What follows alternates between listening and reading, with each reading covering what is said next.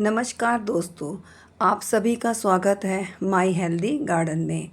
उम्मीद है आप सभी अच्छे से होंगे और मैं भी बहुत अच्छी हूँ। दोस्तों, पिछले कुछ दिनों से लगातार बारिश हो रही है। बारिश पौधों के लिए जितनी फ़ायदेमंद होती है, अगर हम सही समय पर गार्डन का चेकअप ना करें तो उतनी ही नुकसानदायक भी हो सकती है। इसलिए आज मैं आपको अपने गार्डन का पूरा मानसून टूर कराने वाली हूँ। साथ ही मैं अपने पौधों का चेकअप भी करूँगी। मैं आपको दिखाऊँगी कि बारिश के बाद मैं सबसे पहले क्या-क्या देखती हूँ। कौन से पत्ते हटाती हूँ, ड्रेनेज कैसे चेक करती हूँ, वाइट फ्लाई का अटैक कैसे पहचानती हूँ, मैं कौन सी दवा इस्तेमाल कर रही हूँ और पौधों के बीच गैप क्यों ज़रूरी है। तो चलिए शुरू करते हैं आज का मानसून गार्डन चेकअप।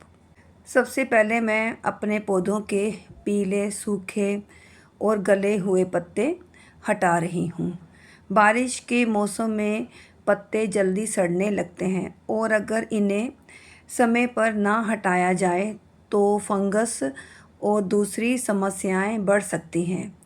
इसलिए मैं कोशिश करती हूँ कि समय समय पर पौधों की सफाई करती रहूँ। तो आप भी पीले पत्ते हटाते रहें, गले पत्ते भी हटाते रहें। इससे पौधा स्वस्थ रहता है और देखने में भी काफ़ी अच्छा लगता है। पौधों की सफाई एक छोटा सा काम है, लेकिन मानसून में यही सबसे ज़रूरी काम होता है। इससे पौधा साफ रहता है और बीमारियों का खतरा भी काफ़ी कम हो जाता है। एक साफ सुथरा पौधा ना सिर्फ देखने में सुंदर लगता है बल्कि नई ग्रोथ भी जल्दी देता है। इसलिए बारिश के मौसम में पौधों की सफाई करना मेरी रूटीन का सबसे पहला और सबसे ज़रूरी काम होता है। मुझे जो भी पीले, सूखे या खराब पत्ते दिखाई देते हैं, उन्हें हटा देती हूँ ताकि पौधा खुलकर सांस ले सके और स्वस्थ बना रहे। तो पीले पत्ते आप भी हटाते रहें अपने गार्डन में, और जो फूल सूख जाते हैं उन्हें भी हटाना बहुत ही ज़रूरी होता है। देखिए, मैं एक सीज़र की मदद से ये सूखा गुलाब का फूल हटा रही हूँ। इन्हें भी हटाना बहुत ही ज़रूरी होता है और जो टहनियाँ सूख जाती हैं उन्हें भी आप हटाते रहें। तो चलिए अब बात करते हैं पानी की। तो पानी आप तभी दें जब पौधे की मिट्टी बिल्कुल सूख जाए। देखिए, जैसे बिल्कुल गीली मिट्टी है तो इसमें पानी अभी बिल्कुल भी नहीं आपने देना है। जब मिट्टी ऊपर से सूखी दिखाई दे तभी आप बारिश के मौसम में पानी दें। तो अब बात करते हैं ड्रेनेज होल की। तो पौधों का ड्रेनेज होल चेक करना बहुत ही ज़रूरी होता है। देखिए, अब मैं आपको दिखाऊंगी कि मैं ड्रेनेज होल कैसे चेक करती हूँ। मैं एक स्टिक की सहायता से इनके ड्रेनेज होल चेक करती हूँ। देखिए, मेरे पास ये एक डंडी है। मैं इनके होल नीचे से खोल दूँगी सारे, कि अच्छे से इनका जो पानी, बारिश का पानी है, वो जमा ना हो। बारिश के बाद यह देखना बहुत ज़रूरी है कि एक्स्ट्रा पानी आसानी से बाहर निकल रहा है या नहीं। अगर पानी गमले में ही रुका रहेगा तो जड़ों को नुकसान पहुंच सकता है। मैं ऐसे ही सभी गमलों के ड्रेनेज होल चेक करती रहती हूँ कि सबके खुले हैं या नहीं।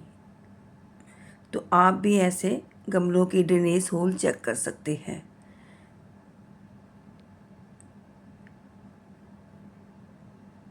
देखिए, ये मेरा हिबिस्कस का प्लांट है। कुछ दिन पहले मैंने इसकी सॉफ्ट प्रूनिंग कर दी थी।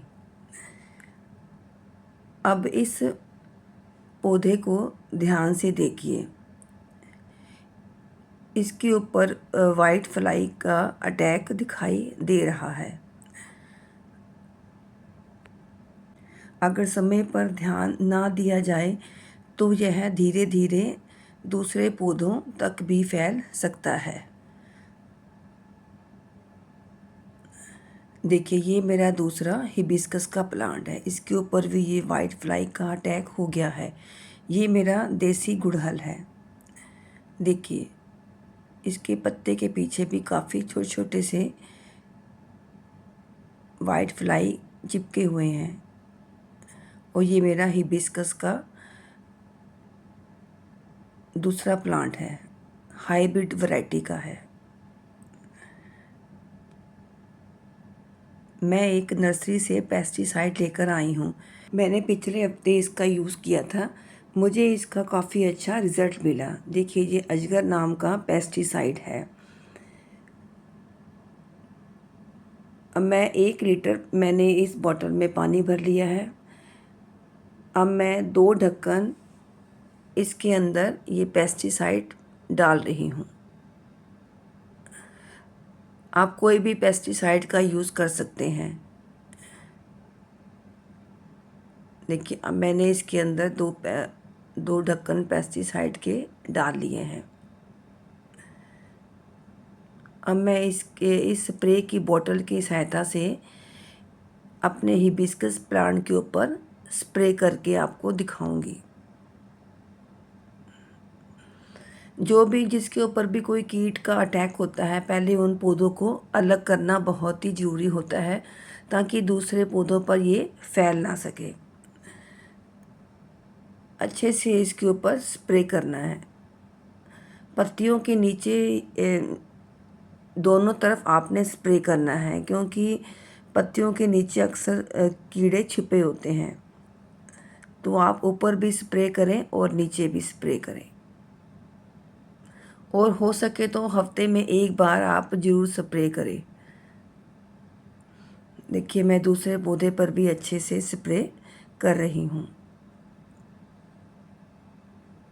आप कोई घरेलू उपचार भी इसका कर सकते हैं, जैसे कोई शैम्पू का स्प्रे कर सकते हैं, या जो हम लिक्विड सोप होता है उसका भी हम यूज़ कर सकते हैं। मैं सारे ही पौधों पर इसका स्प्रे कर दूंगी, क्योंकि मानसून में ज़्यादा ये कीट का अटैक होता है, और वाइट फ्लाई का अटैक भी हो जाता है मानसून में। तो सभी पौधों पर इसका स्प्रे करना सही रहता है। देखिए मैंने अच्छे से सभी पौधों पर इसका स्प्रे कर दिया है। आप हफ्ते में 1 बार स्प्रे अपने पौधों पर ज़रूर करें, जिससे आपके पौधे भी सेफ रहेंगे और स्वस्थ रहेंगे। ऐसा करने से हमारे किसी भी पौधे पर कोई भी अटैक नहीं होगा।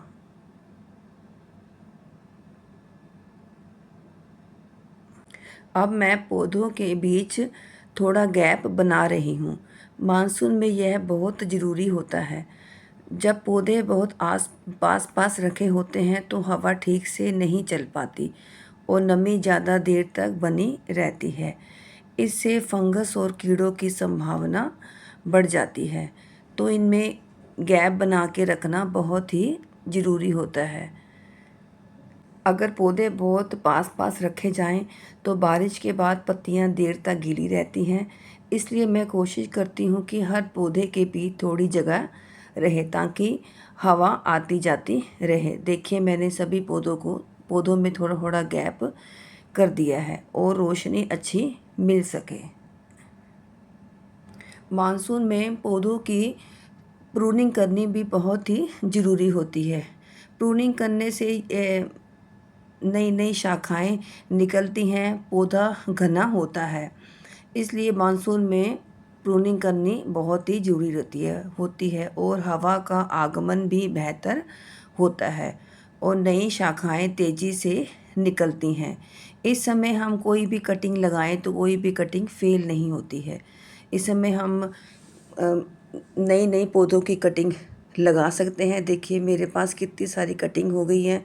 मैं इस कटिंग को बिल्कुल भी फेंकूंगी नहीं, और मैं इसको कोई भी गमला खाली हो मैं उसमें इसको लगा दूंगी, और मेरे फ्री के ही कितने सारे पौधे तैयार हो जाएंगे। मुझे नर्सरी जाने की बिल्कुल भी ज़रूरत नहीं पड़ेगी।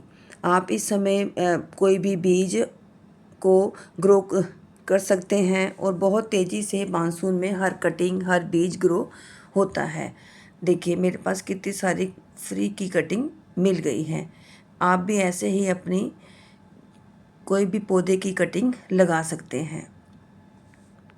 अब मैं आपको अपनी तुलसी दिखाती हूँ। देखिए कुछ समय पहले ये तुलसी बिल्कुल सूख गई थी, तो मैं उसको हटा रही हूँ। ऐसे कुछ सूखे हुए पौधे होते हैं, उनको हटाना बहुत ही ज़रूरी होता है।